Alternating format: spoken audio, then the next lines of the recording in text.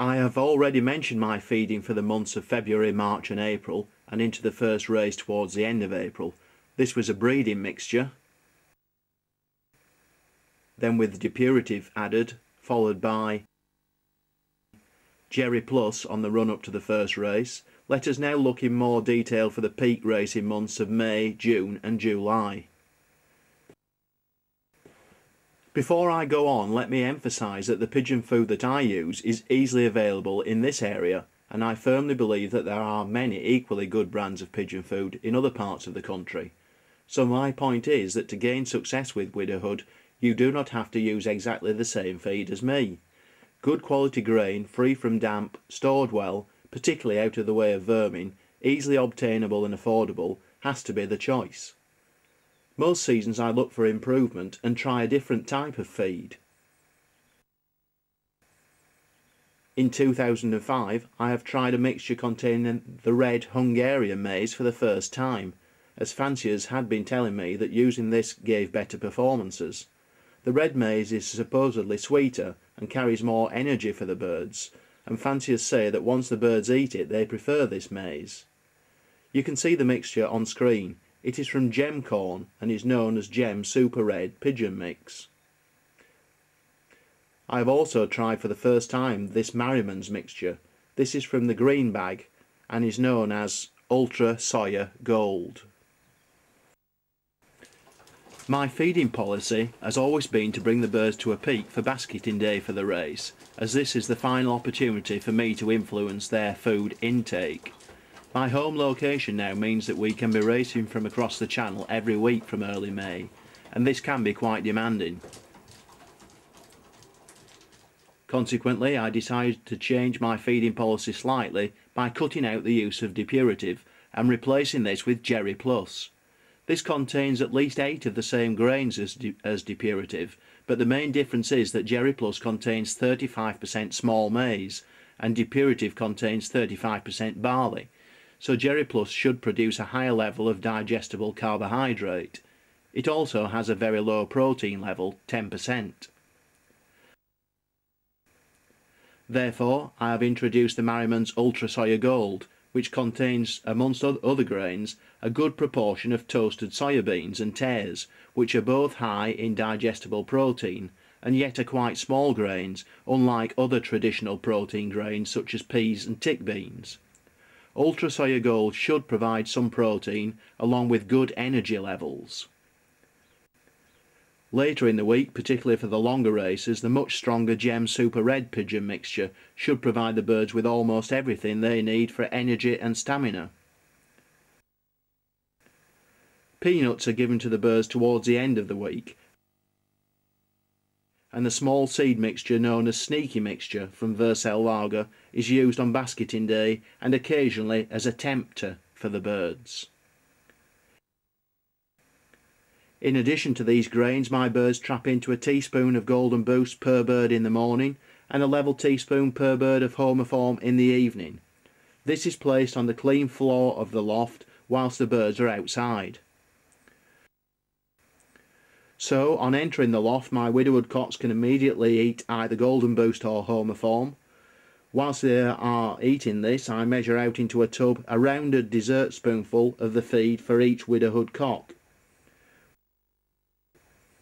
When all the birds are in the loft, I tip this into the wooden feed trough. I then allow the Widowhood cocks 20 minutes to eat whatever they want. 20 minutes later, I would empty the trough of any remaining grain. The birds would then be left alone to rest. On a very few occasions, the Widowhood cocks polish off all of the food in the trough, in which case I add a handful of depurative mixture, giving them time to eat it, but as soon as a few grains of barley are left, no more is added. I do like the cocks to be able to satisfy their appetites completely at each feeding session.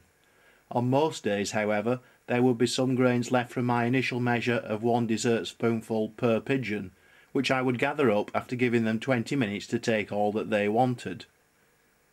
I do believe that by feeding the Widowhood cocks communally in a trough on the floor, that the cocks will not overeat, but just take what they need. Obviously there is competition for places around the trough, so birds don't spend any more time than is necessary before flying back to their nest boxes. You may have noticed earlier that in my small shed widowhood loft I have feed pots on the front of the nest boxes. I did feed these older widowers in the pots in 2005, but this has only convinced me more that it is much better to feed the whole team communally in the wooden trough on the floor of the loft.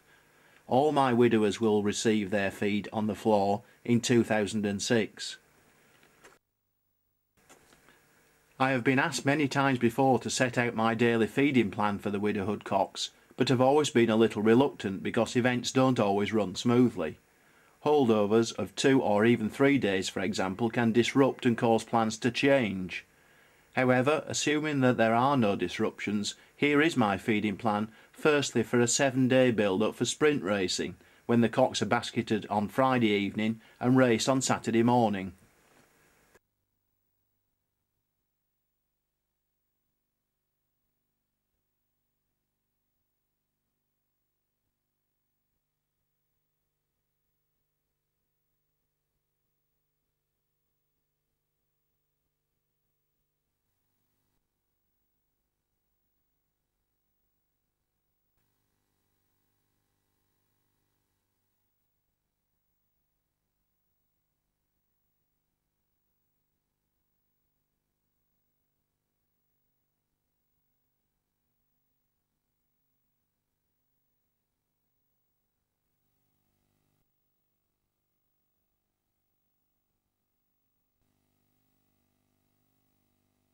My Saturday evening feed would be 50% Jerry Plus and 50% Ultra Soya Gold. The same feed would be given on Sunday morning and evening, and on Monday morning and evening.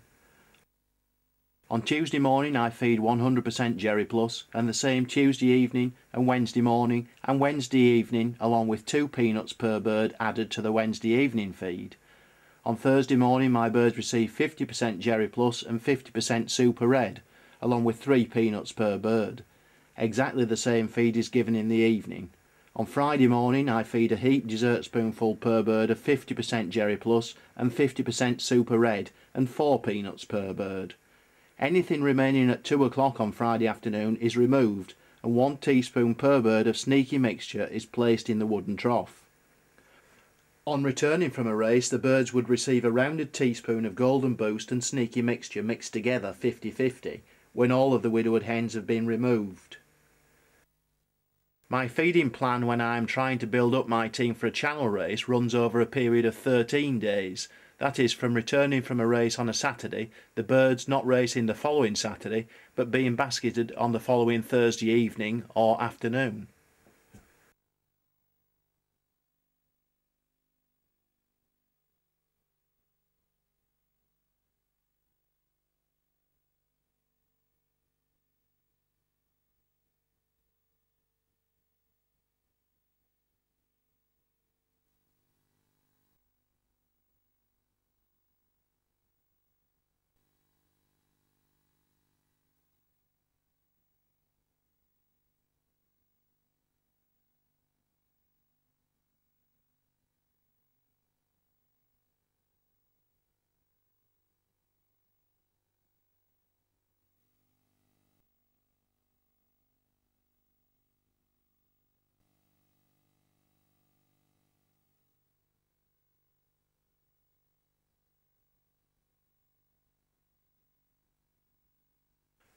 On the Saturday evening after racing, the widowhood cocks would receive 50% Jerry Plus and 50% Ultra Soya Gold. Exactly the same feed, 50% Jerry Plus and 50% Ultra Soya Gold for Sunday morning, Sunday evening, both morning and evening feeds on Monday, Tuesday and Wednesday.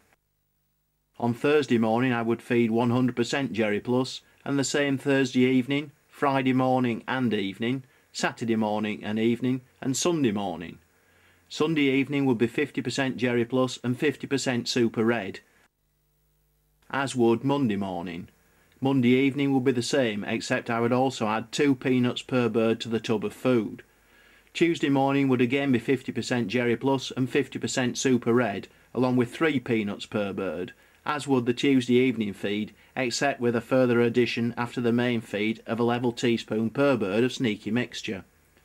Wednesday, the day before basketing, would be 50% Jerry Plus and 50% Super Red, plus 4 peanuts per bird in the morning, and exactly the same Wednesday evening, with again the addition of 1 level teaspoon of sneaky mixture per bird. On Thursday morning, the day of basketing, the feed would be 50% Jerry Plus and 50% Super Red, plus 5 peanuts and 1 rounded teaspoon per bird of sneaky mixture. This would be left in the trough right up until the time I start to turn over the nest bowls before basketing the race birds. It is usual for the very fit Widowhood cocks to only eat a small amount on the last few days before basketing, and I do try to tempt some of the intended entrants by placing a few peanuts and a teaspoon of sneaky mixture in their nest boxes to try to get them to eat a little more.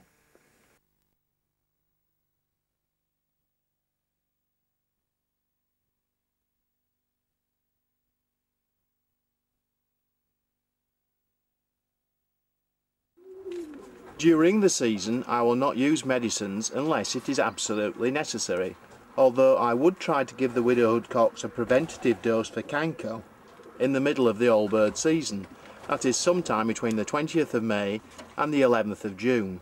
I use the canker treatment Turbosol in the water for 3 days, followed by 1 day with vitamins, that is Gervit W, in the water.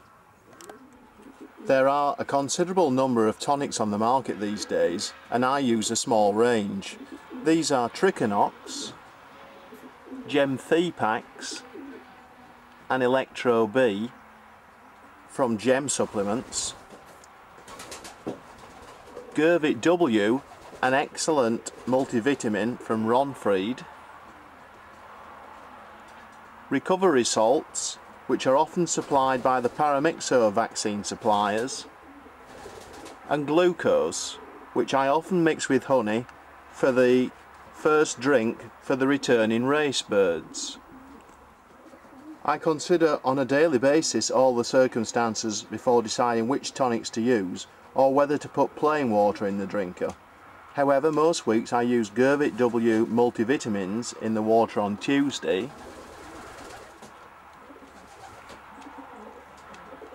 Electro B electrolytes in the main drinkers on the race day, and recovery salts the day after each race. The other tonics, Trichinox and Gemthepax, I use occasionally, but only at the beginning of the week. I prefer to use plain water on the day of basketing for each race.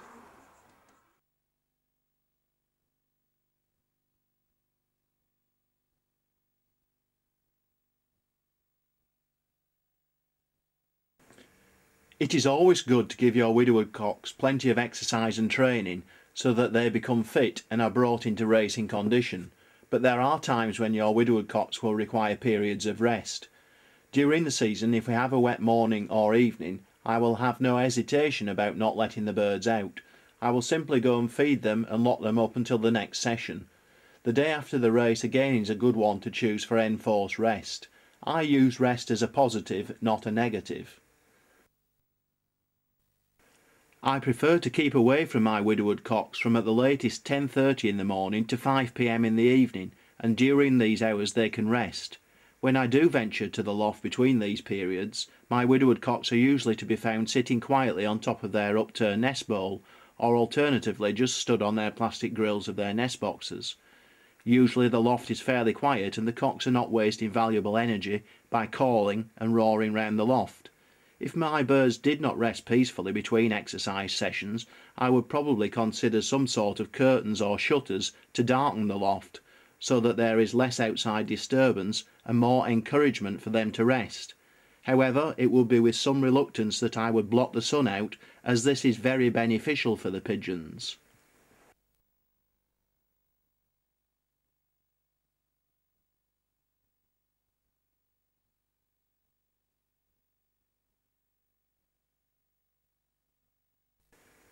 I like to observe the droppings of my Widowhood cocks on a daily basis because undoubtedly they do indicate to some degree the health and fitness of the birds. The plastic grills allow the droppings to fall through and the cocks cannot then walk over them, so each morning I can see how things are. Of course the droppings that come out are largely dependent on what the bird takes in, that is food and water.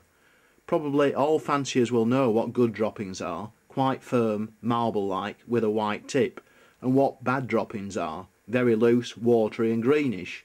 So immediately you know whether the birds are in good or bad condition. Learning the bits in between just come with experience, and paying attention to this detail when your birds race particularly well or particularly badly. This bird's not going to the race.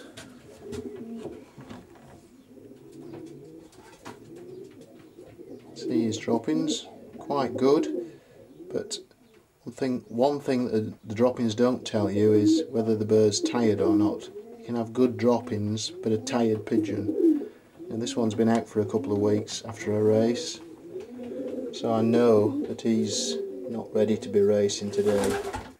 This next sequence showing 3 sets of droppings was filmed on basketing day for a 280-mile race, and as we all know, hindsight is a wonderful thing. Before you see the sequence, I can tell you that the first droppings that you will see next are from the blue cock of the pair which are nearest to the top of your screen now. This cock was second club 44th combine from 3,155 birds. The mealy cock has still not returned, so was lost in the race, and the blue-white flighted cock was my second bird home. Well, this one's also off to the race. He raced last Saturday. Just notice how tiny the droppings are from this pigeon. Down feather there. Around the bowl. Down feathers, small droppings. Probably the best yet. If you're going on droppings alone, this one should be the first back. Now this mealy cock is destined for the race. Quite a few down feathers in his box. I scrape out these boxes every morning, so when he came back in from exercise this morning, which was between 8:30 and 9, he's been in his box and it's now 6 o'clock. So there's quite a few down feathers appeared. Probably the most down feathers that we've seen so far. Droppings are not what you'd call perfect, but it looks like he's walked in those anyway, so you can't just tell. This chap's destined to go.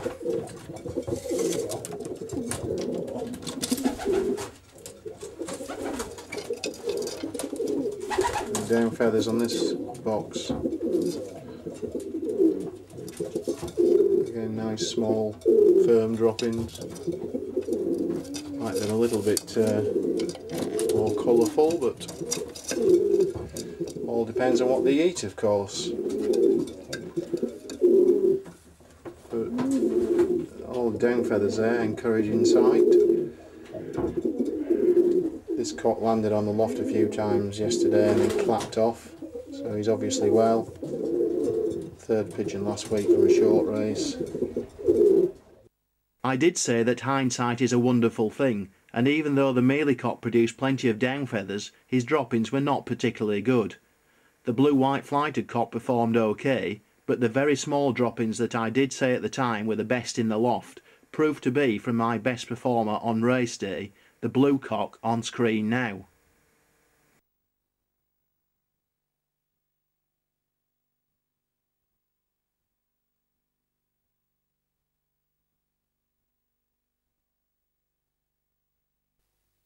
After a few weeks of the season, certainly by the middle of May, I will have established a regular routine for my Widowhood cocks. I try to let them out for exercise at the same time each day, both morning and evening, and when they go out I usually fold up the landing board which covers the stall trap, and this prevents the pigeons from going back into the loft until I am ready for them. This is the time that I watch my team exercise, and most sessions the whole team disappear from sight for the first 20 minutes that they are out. If possible, I keep out of sight of the birds, watching from inside my house. I particularly enjoy seeing them fly with vigour and enthusiasm, and take particular notice of birds flying on the edge of the pack and breaking away and flying on their own. The pigeons generally exercise better on windy days and don't seem to exercise as well when it is very cold outside. The whole team often spread out across the sky and race back over the loft. Some of the team may land on the loft after 30 to 40 minutes, but often touch down then clap off again. I usually open the traps when the team have been out for 50 minutes, and most days all of the cocks will go in within the next 15 minutes. Very often the last ones to trap in are the fittest, and on so many occasions the one bird that you have to wait for at exercise is the leading bird on the Saturday race. Each morning in preparation I clean out the Widowhood lofts, change the water, and then put on the clean floor a small amount of grit. I use Vercel lager grit with redstone, and a level teaspoon per bird of golden boost in 5 or 6 small piles. If necessary, I replenish the clay pick stone pot.